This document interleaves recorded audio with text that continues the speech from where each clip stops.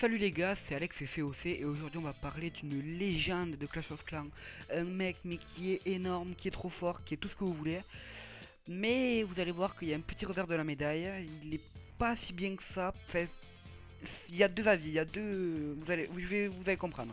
Je vais tout vous expliquer. Donc nous allons parler de Georgiao, ou Yorgiao, je sais pas trop comment on dit. Enfin, moi je vais dire Georgiao, on va le dire à la française.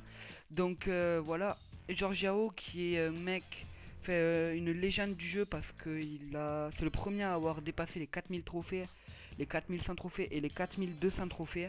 Donc son record était à 4224 trophées. Donc c'est quand même énorme parce qu'il a quand même dépassé une barre, un palier qui est très emblématique, celui des 4000 trophées. Et surtout il l'a fait en premier. Et donc rien que ça c'est génial.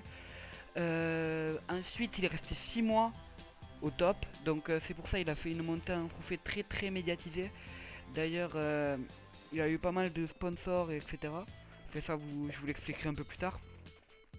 Mais pendant 6 mois il est resté au top sans se faire dépassé une seule fois, à part par Kemal, quelques heures, mais bon, il s'est vite rattrapé, vous inquiétez pas pour ça. Kemal avait aucune chance contre lui, en plus il dépassait tout le monde, mais de vraiment beaucoup, genre lui il était à 4200 trophées et les autres étaient encore à 3009 ou un truc comme ça à peu près.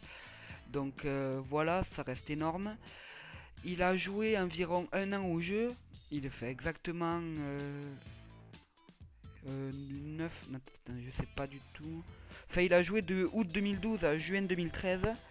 Donc voilà, il a même pas joué un an, pour vous dire. Ah si, il fait un an et 2 mois. Non, même pas. Non, 8 mois, qu'est-ce que je dis 10 mois, voilà, 10 mois. Il a joué 10 mois au jeu, je m'embrouille, ça y est. Je perds tous mes moyens. Et donc, voilà, il a joué 10 mois au jeu, même pas un an. Et en 10 mois, il est monté à 4224 trophées.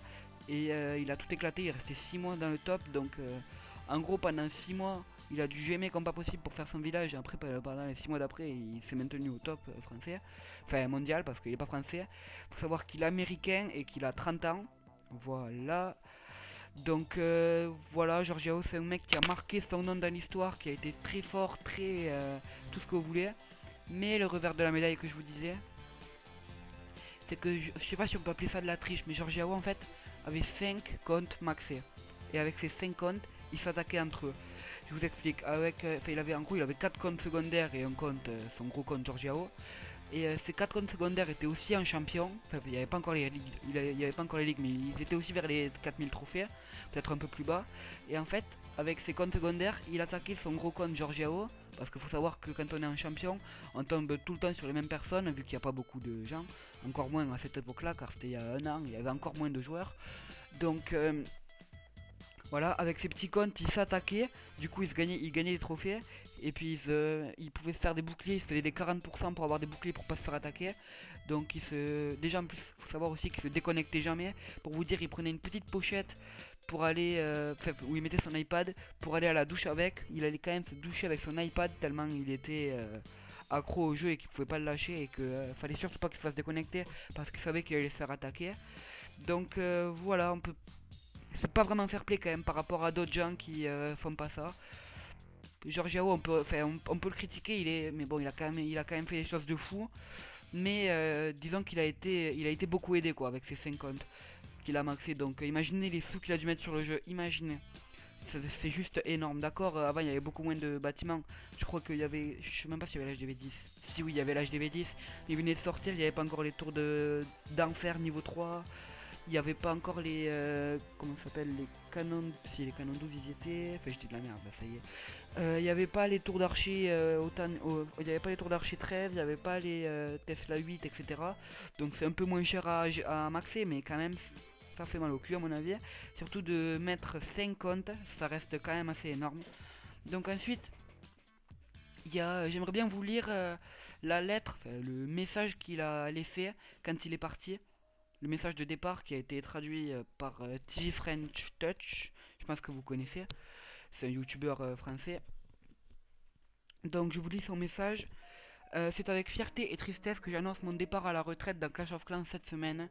J'ai joué à ce jeu génial et addictif depuis août 2012, d'après être devenu le premier joueur du monde en janvier. Je suis resté au sommet pendant près de 6 mois consécutifs, tout en étant le premier à franchir les 4000 trophées, 4100 et 4200. Mon plus haut nombre de trophées était à 4224. J'ai défendu ma position de tête contre des clasheurs notables comme Shady, Vivia et d'autres, et j'ai su adapter mes stratégies à travers de nombreuses mises à jour, chacun apportant de nouveaux équilibres, de nouvelles unités et des caractéristiques. Inutile de dire que j'ai accompli tout ce que je voulais au niveau individuel, et c'est avec beaucoup de fierté que je regarde ces réalisations. De même, je suis également fier de la famille North 44 qui m'a pris et m'a soutenu tout au long de ce voyage.